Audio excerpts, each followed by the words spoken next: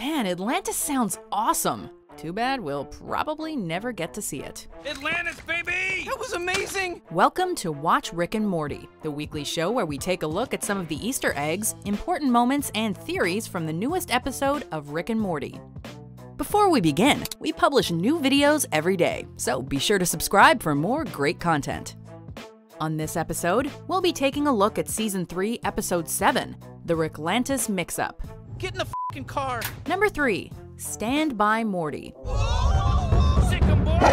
I don't wear this damn hat and commit to this rural character so you can eat for free while you come of age! This episode featured a number of interesting story threads, from Rick and Morty as a Training Day-style buddy cop duo, to a commentary about the plight of the working class. But the storyline that really stood out as both familiar and endearing was the group of misfit Mortys on a journey to the wishing portal. How do you think it feels, Fat Morty, to know that no matter where I go, I'll always be the one that makes everybody sad and a little bored? Slick, that implant isn't who you are, okay? You also roll up your sleeves. The parallels to Stand By Me are subtle, but anyone familiar with the story probably picked up on the similarities. Like the bespectacled Morty sharing a resemblance to Corey Feldman's character Teddy, the dramatic Morty taking on the role of River Phoenix as Chris, and Fat Morty standing in as Jerry O'Connell as Vern Tessio. However, why Roiland and Harmon chose to replace Will Wheaton's character Gordy with Lizard Morty is anyone's guess. What the hell? I thought I saw a fly. Number 2, Rick is Morty. This is a great adventure! This is a great adventure! While a small but vocal segment of fans has believed this since Season 1, this episode featured 2 throwaway moments that may have lent some credence to this otherwise out there theory. In the Morty classroom, one student stands out like a sore thumb. Slow Rick, also known as Tall Morty. Yes, Slow Rick, Tall Morty. Did I graduate this time yet? Well, which is it? A Rick from another dimension who isn't as intelligent as his infinite counterparts, or an aged Morty who never managed to graduate from Morty school? The second moment that had Rick is Morty truthers breathing heavily was the moment between a cloned baby Rick and candidate Morty. Mr.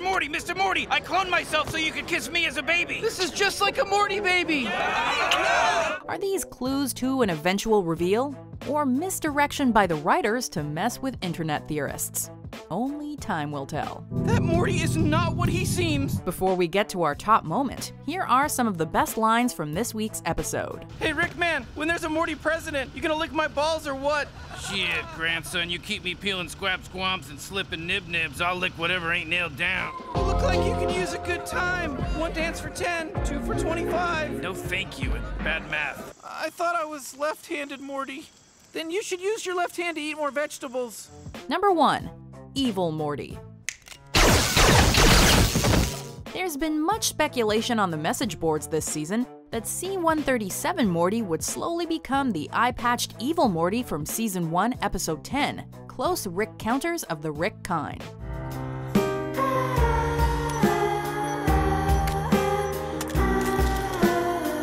Turns out Evil Morty's been on the Citadel, plotting his rise to power ever since we last saw him. Attentive fans may have realized Evil Morty's return the moment his music kicked in.